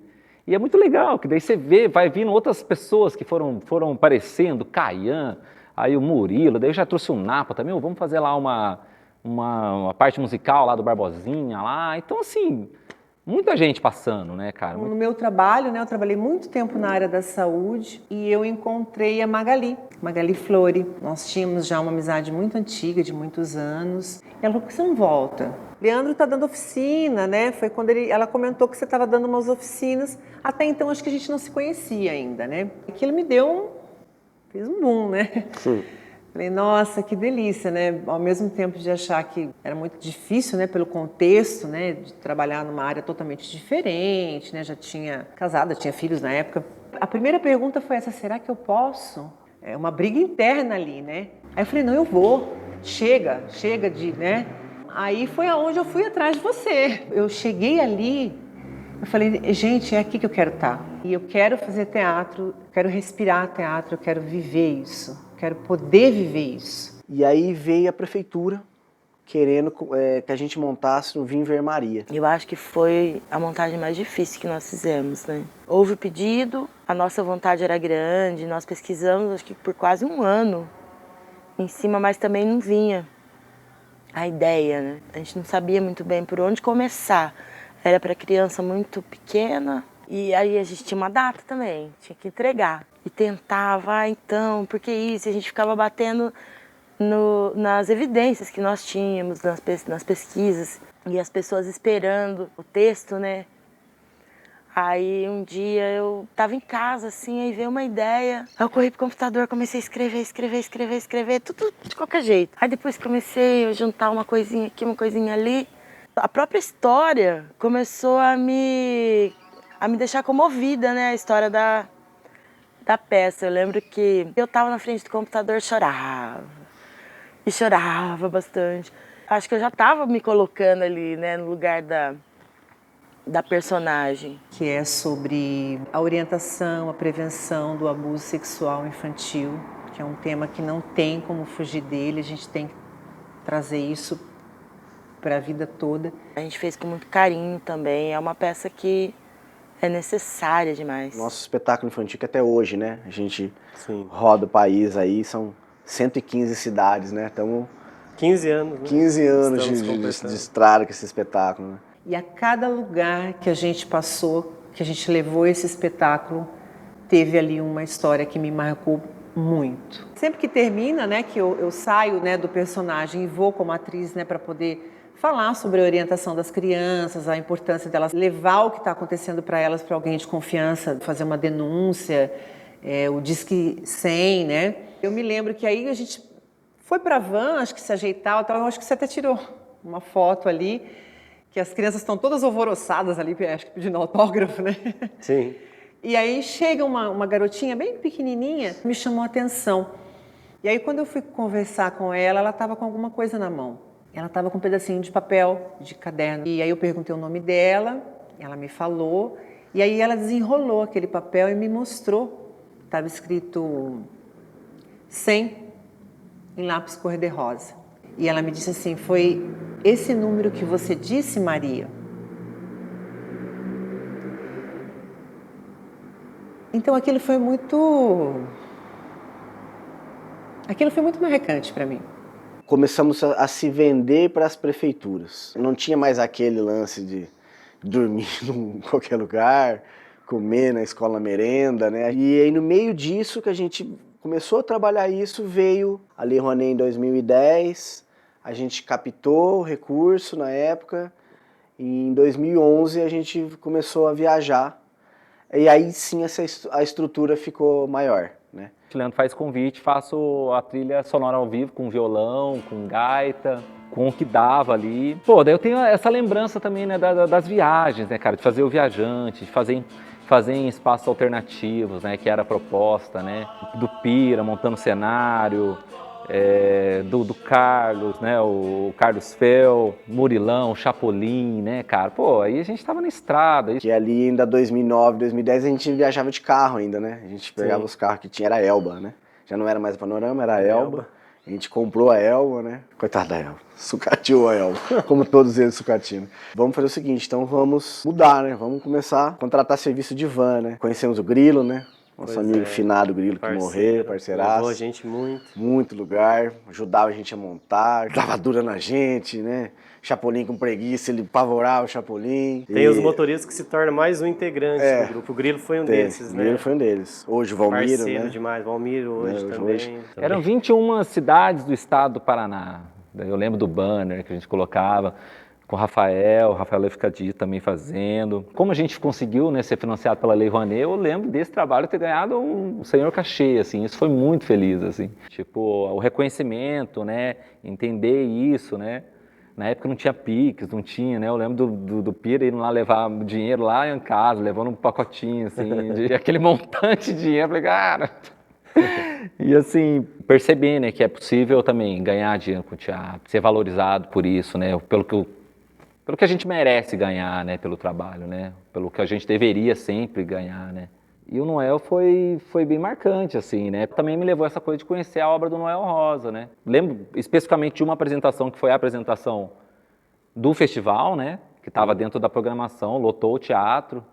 Felizmente foi uma apresentação muito boa. E o Ademar Guerra foi uma grande viagem, assim. Isso foi um fortalecimento também do grupo, né? Porque a gente estava procurando, né, o que fazer, né? E aí a gente teve o Yarley com a gente durante quase um ano. Foi muito louco, porque daí a gente teve uma figura de fora, né, do Yarley para estar acompanhando a gente, né, trazer um conhecimento de fora sobre o Brecht. Provocar a gente, provocar, né? Ele provocava muito. E aí eu acho que isso começou a dar uma fagulha em mim também, de querer estudar teatro. Não que a gente não estudava teatro com grupo, né, não longe disso, mas ele trazia uma bagagem muito teórica, né. Isso acho que foi dando um comichão em mim, assim, que me levou a buscar fazer uma faculdade de teatro, um curso de teatro, que me levou depois a ir embora. Foi uns 4 anos, eu fiquei sem voltar para Ourinhos. De repente, parei para fumar um cigarro, fui olhar no celular, tinha lá que vocês iriam se apresentar. Eu falei, quer saber? Tá lá a moçada, né, que puxa vida, é cria do Sérgio, ele não tá mais aqui, eles estão aqui, eu vou lá ver essa molecada, vamos ver o que eles estão fazendo. Tomei um banho, arrumei e não falei para ninguém. Cheguei aí... Na hora que eu estava sentadinha ali do lado de fora, feliz de ver que tinha uma moçada na fila, era um dia frio, de semana, eu acho, sabe? E já tinha um público que vocês construíram aqui na região, né? Esse público. Tá lá o nome, a marca SOARTE, a pessoa vai porque sabe que é satisfação garantida, né? Que vai aprender, que vai gostar do que vai ver. Foi a melhor atitude que eu tive ali. Foi rever todo mundo, aí dali a gente saiu, foi para um barzinho depois que terminou a peça e bebe, conversa. Aí o Leandro foi ficando meio levinho, beudinho, falou, Rose, a gente vai fazer uma comemoração, era 20 anos? Quantos anos Acho era? Que foi... 20 anos. 20 anos. A gente ia fazer um festival dos 20 anos, né? 20 anos. Aí, então, você não quer vir e apresentar alguma coisa e tal, né? Eu falei, eu quero. Precisa. Vai perguntar para quem, né? Aí eu nem esperei melhorar a ressaca do Leandro, eu voltei para Bauru e já combinado que eu ia apresentar. Aí quando... a gente se encontrou, falei, olha, Leandro, quando você entrou em contato, falou, olha, para fazer o Mulheres de Rosa não vai dar e tal. Falei, então, eu tenho uma segunda proposta, o que você acha? Ah, traz aí, a gente vê. Aí eu vim, fomos lá para o barracão, eu, o Leandro, a Bruna, o Valfredo, o Neguitinho e o Piraju. E aí eu fui fazendo, contando, e a partir desse momento o Leandro começou a dirigir. O Neguitinho também já foi sacando como é que ia fazer a luz, o âmbar e não sei o quê. O Piraju já, o cenário, a trouxa, que vai ter não sei o quê. E aí, dali, nasceu o espetáculo Elas. Do nada, assim, surgiu, e aí participei da mostra. E, para nossa surpresa, né, o pessoal gostou. Sim, foi. Eu entrei nesse universo por conta do grupo aí, né, que eram alguns trabalhos, né. A Rose desenvolveu um espetáculo, né, nós aqui fizemos também alguns espetáculos. Aquilo me fascinava, eu ficava olhando tudo aquilo e falava, nossa, que bonito, cara. Primeiro que o Guimarães Rosa, quando a gente lê o texto tem vida, uma frase, né? O som, né? A musicalidade, já tem cena. Parece você lê e aquilo está lá de pé na sua frente acontecendo, né? Eu posso dizer que é um dos escritores assim que eu mais aprecio, né? E aí a gente teve uma experiência muito boa, né? Com a Terceira Margem do Rio, que a gente fez o texto na íntegra, né? E aí você dirigiu e foi um espetáculo assim muito bacana, foi uma parceria muito bonita. Gostei muito de fazer. Foi forte aquilo. Foi forte. Ele pode não considerar, mas eu te considero que você hoje é o meu diretor. Eu não fiquei tão órfã assim, né? De diretor, graças a Deus e a você. Desde então é isso. A gente tem feito sempre alguma coisa, né, junto. Estamos sempre grudados. A gente passou também por outras perdas, né? Que foi na reunião de família, que já é direção do Leandro. Reunião de família era bem intenso. Bom, o nome já diz, né? Reunião de família. Eu fazia Aretusa, personagem, uma personalidade muito forte. Era um elenco grande, como você falou, acho que éramos em 11. E nós tivemos a perda do Gabriel durante esse processo dessa montagem, né? Uma perda muito pesada, muito trágica, né? É estranho quando o grupo passa por isso, né? Quando a gente perde pessoas do grupo ali, estavam atuando, né? Foi muito, muito pesado para todo o elenco, para todos nós, porque aí misturou não só a tensão, né, da peça, do espetáculo, com essa perda, né? Que foi muito traumática para a gente. Então, continuar com esse processo até a estreia, apresentar numa cidade que era dele, inclusive, né, Leandro? Sim. Foi bem pesado. Uma semana depois da morte dele, já tinha apresentação marcada para daqui, assim, 30 dias. E aí eu entro substituindo, já estava aquela coisa da perda, carga, né? E aí eu entrei já meio com aquele, falei, gente, como será que eles vão me receber? Porque você está substituindo uma pessoa querida num elenco, né? E de repente a pessoa morreu, aquela sensação de você estar ocupando o lugar da pessoa. Tinha que ser o Val, né? Só ele conseguiria. Só ele. A gente abraçou muito ele, né? A gente acreditou muito nele, e eu acho que isso também acabou dando, né, esse peso maior ainda para ele, porque é difícil, é muito difícil. Você começar desde o início do processo já é difícil, né? Eu lembro que até terminou a apresentação em Jacarezinho, o elenco não trocou uma palavra, assim, de repente começa um chorar aqui, um chorar ali. Depois a gente meio que se recobrou, porque tinha que voltar para agradecer o público, né? A peça Maria Peregrina também é um espetáculo muito bonito, né? Mas a gente passou por processos, como você mesmo disse, começando por aí, né? Que foi a perda da Marinês durante o processo. A Marinês era cheia de soluções, né, pra gente, ela trazia soluções, né? Essa parte também foi bem complicada, porque a gente estava começando, né, a ensaiar as leituras, né? A gente contracenava, ela ia fazer o personagem mãe, que era a mãe do Aventino. Nós recebemos a notícia que a Marinês tinha falecido, né? Com um infarto, né? Ela era muito jovem, então foi assim assustador. Mais uma perda tão próxima, né? Eu só estou hoje na Maria Peregrina porque a Maria Inês faleceu e eu acabei assumindo. Mas partidas muito difíceis, né? Que novamente trazem um respiro e uma nova reconstrução do grupo novamente, né? E assim foi, né? E a gente tá aí até hoje, né, Lê? Estando pra tudo quanto é lugar, orgulho de fazer o que a gente gosta, né? Vai apresentar também com Maria Peregrina muita crítica boa, né? Muita coisa que tá valendo a pena demais, assim. Eu acho que eu acredito eu que seja até assim, um privilégio de muito poucos, né? Você fazer uma coisa que você gosta, você tá entendendo? E você tá com as pessoas que você gosta, as pessoas que você se dá bem, os brothers, né, meu? Sim. E que bom, né? Que bom que a SOART está aí.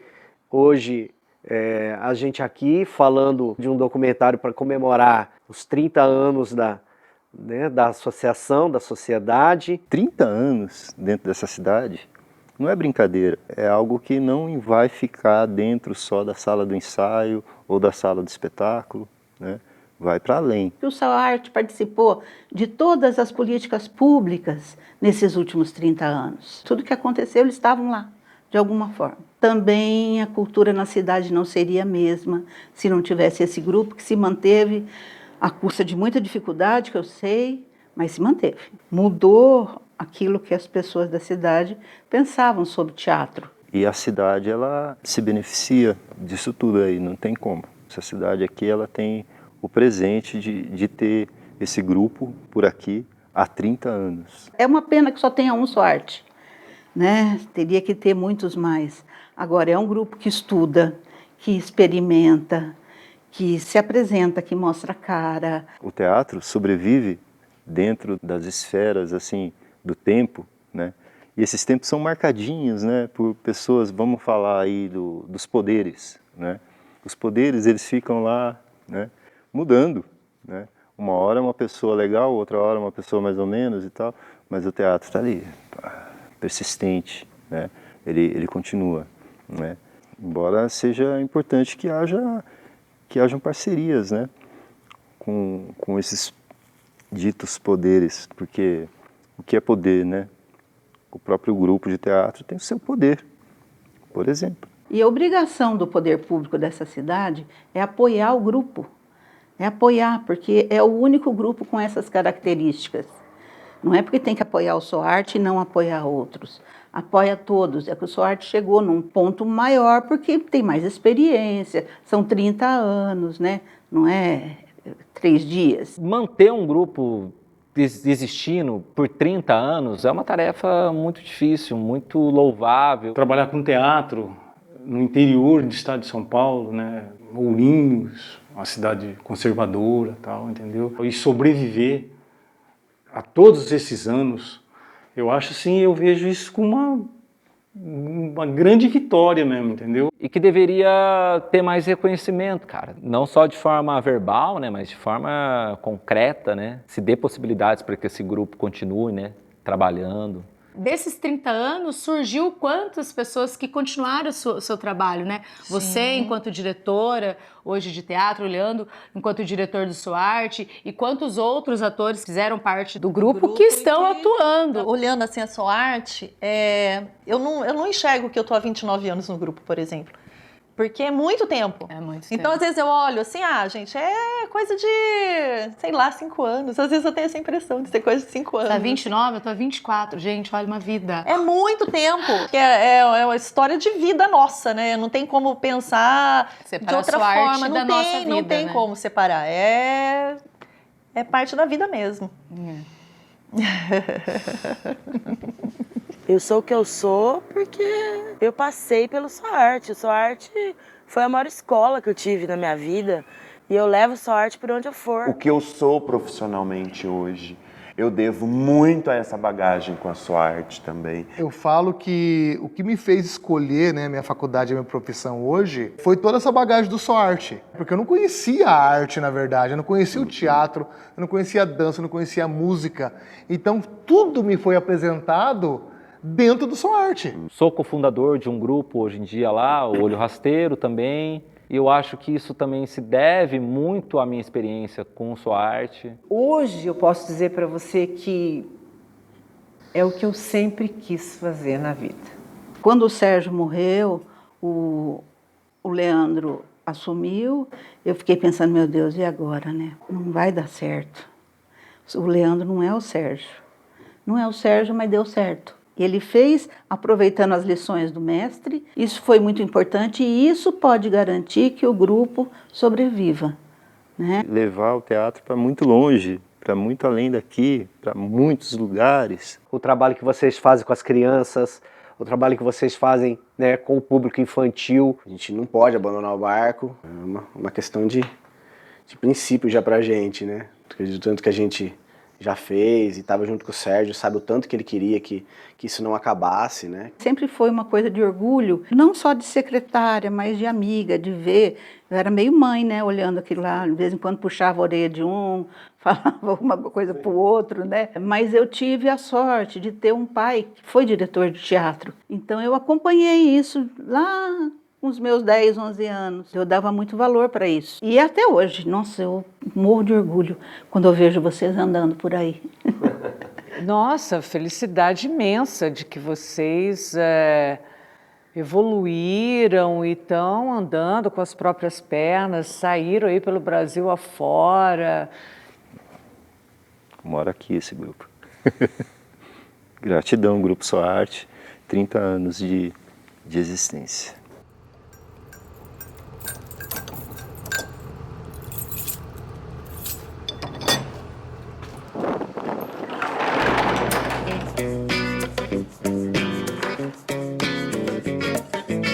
A única coisa que ainda falta é fazer uma ocupação de algum espaço aqui em Ourinhos para chamar de seu. Aí, de onde ele estiver, ele vai estar completamente realizado.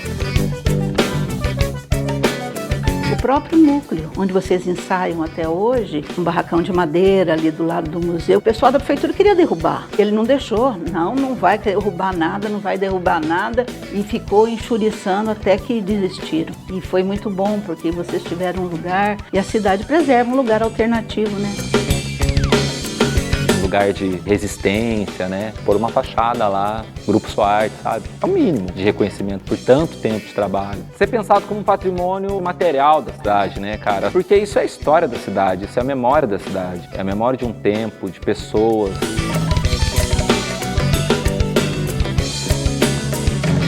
Quiseram até tirar a placa ali do espaço que eles conquistaram, né? Eles conquistaram esse espaço, que era uma coisa centenária, e o SOARTE veio aqui ensaiar, não veio aqui ganhar dinheiro, fazer culto, vender terreno no céu.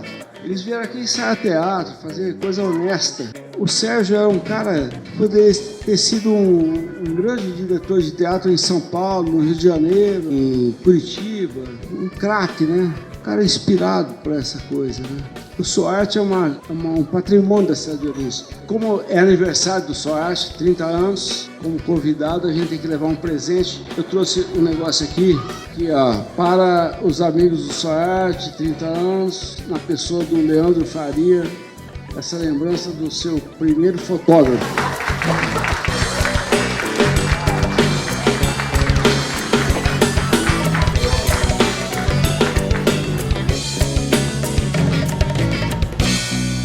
O SOARTE foi a base de tudo na minha vida, assim. Eu comecei a fazer teatro aqui, nesse lugar.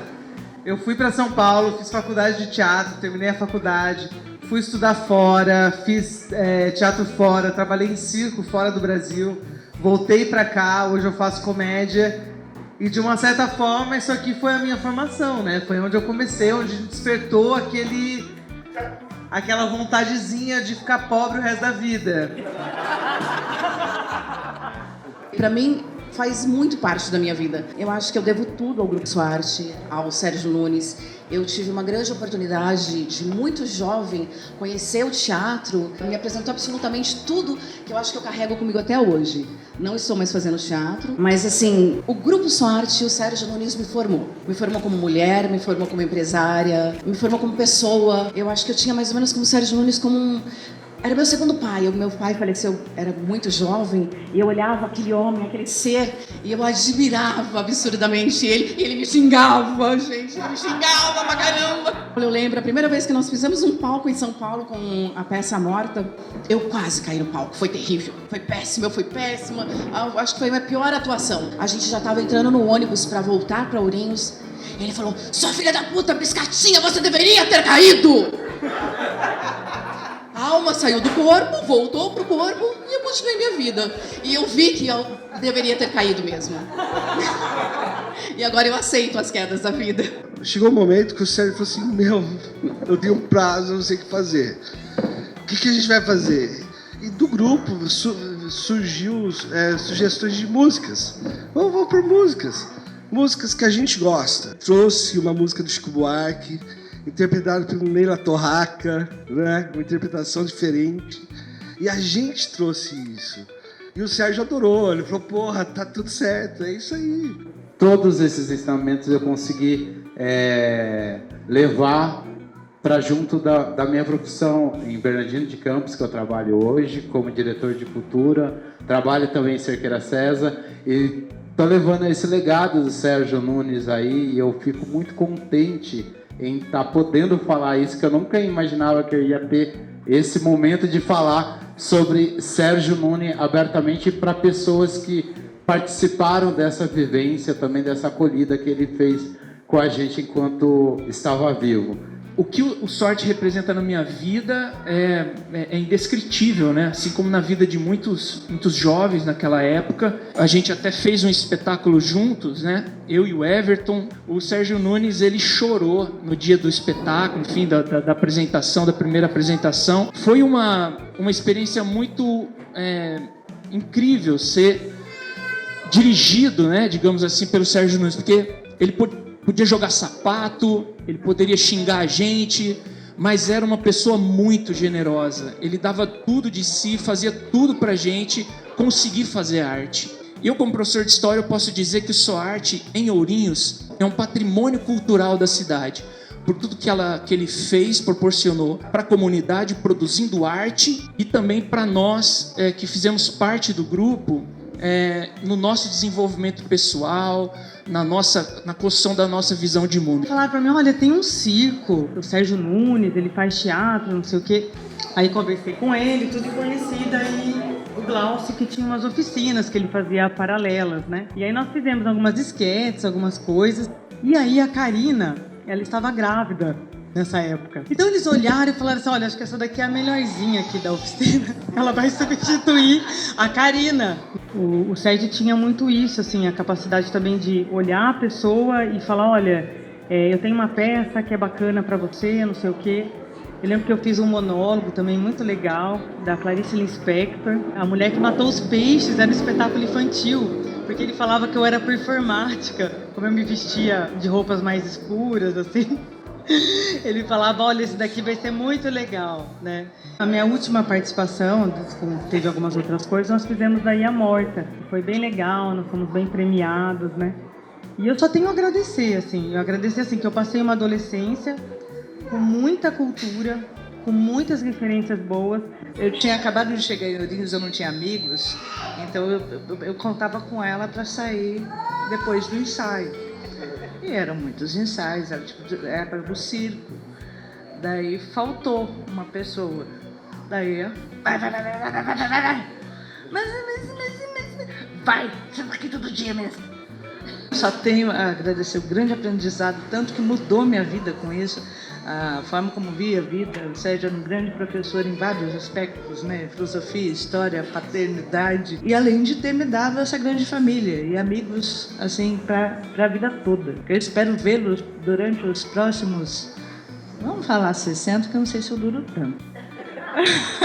Eu tive um aprendizado muito grande na minha vida, do Sérgio Nunes, as pessoas que fizeram parte do elenco da minha vida. Só tenho a agradecer, isso só me engrandeceu na vida, só tive coisas boas, eu tenho fragmentos de peças até hoje na cabeça, então foi um aprendizado que eu tive assim, eternamente. Eu fazia circo lá em Jacarezinho, eu tinha 16, 17 anos. E aí o Luiz me chamou para fazer um trabalho, eu andava de perna de pau. E aí o Leandro foi fazer malabares e a Magali de palhaça, né? Foi a primeira vez assim que eu ouvi falar, né?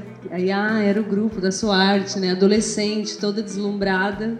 Eu tive um único encontro com o Sérgio Nunes, assim, na verdade, né? Eu fui assistir Mulheres em Guerra, com a Magá, né? Cantando, linda, maravilhosa, atuando. E aí eu tava começando, né? A fazer oficina lá em Jacarezinho. E aí o seu Oscar me apresentou pro Sérgio Nunes, assim, né? Já era, assim, uma entidade, né? Andando no teatro, assim. Aí ele olhou pra mim, assim, falou, você é atriz? Eu falei, tô, assim, comecei a gaguejar, né? Ele falou, é ou não é? Eu falei, sou. Ele falou, então, minha filha, seja bem-vinda ao inferno, porque isso aqui, ó, isso aqui é um inferno. E saiu andando, assim, né? E em 2011, aí em 2012, o Leandro me chamou para fazer cenas rodriguianas com a Zana, com o Val. Foi muito gostoso, assim, né? E daí, depois a gente fez vários espetáculos, né? Participava das oficinas. No ano de 2011, eu recebi o convite através do Marcelo Piraju, produtor, do Leandro, né, diretor, para participar de uma Lei Rouanet com o Viajante Trapalhão. Foi uma experiência maravilhosa, de muito aprendizado com esse pessoal. E de lá para cá, participei de muitas coisas na parte técnica, né, como contra-regra, como operador de som também em alguns espetáculos. Participei de alguns musicais também, onde atuei, né, em homenagem ao Noel Rosa, em homenagem ao Vinícius de Moraes aqui no teatro. E tenho feito atualmente, participando na técnica também do Maria Peregrina. Sempre um prazer estar com esses irmãos que sempre admirei muito, mesmo antes de participar do grupo. Eu fico muito feliz, assim, eu participei do Édipo Rei, do Alto da Barca do Inferno, né? E tem mais alguma, a Cachorra. E o Sérgio, ele era tão... o Sérgio, ele colocava eu nos papéis mais loucos, acho que porque eu tinha cara de louca, tenho ainda, né? Então eu era a moça que bateu na mãe e virou cachorro, eu era a Cachorra. O Édipo Rei, eu era a Jocá. É coisas assim que a gente vai levar pra vida inteira, né? Não tem como. Raízes, né? Nossa essência. Estou muito feliz e emocionada de estar aqui com vocês, tá? Todos maravilhosos. Os meus melhores amigos queridos já faziam parte do teatro. Aí eles precisavam de alguém bonito. E aí me chamaram. E aí eu fui. E a gente saiu numa peça há 2 anos que não apresentou. Tem sido assim, uma experiência muito gratificante em vários aspectos, né? Quando eu cheguei, assim, já numa fase mais amadurecida do grupo, né? Ouvindo as histórias antigas, assim, da galera pela paixão, pela garra, né? Aquela coisa underground total, né? Eu conheci o Sérgio em 2007 para 2008, ali no finzinho mesmo da carreira dele ali. Eu já senti algo muito, muito diferente, assim, vindo dele, a energia dele. E muitos depoimentos, muitas histórias, né, ao longo desses 6 anos. E só tenho a agradecer a poder contribuir com o grupo nessa jornada aí. Valeu. Viva SOARTE! Eu, desde jovem, tive uma proximidade muito grande com o teatro. E eu passei a compor trilhas para teatro quando eu conheci Sérgio Nunes. Então essa música que a gente vai apresentar aqui, ela é uma homenagem ao Sérgio Nunes e a todos os amigos do SOARTE, que é um grupo de teatro muito atuante. Eu me alimento das mentiras que vão deixando por aí e rezo ardentemente que nunca falte pra ninguém. Eu me confundo com os faustos, com os canalhas de opinião. Eu não os culpo, nem me arrependo, porque no fundo eu sou mais um. Eu não frequento a inteligência, não tenho assento nos tribunais, não tenho voz nas assembleias, não tenho ideias nem ideais. Deixo pra todos interessados a minha parte e a minha vez. Eu me alimento só de mentiras e o contra-cheque no fim do mês.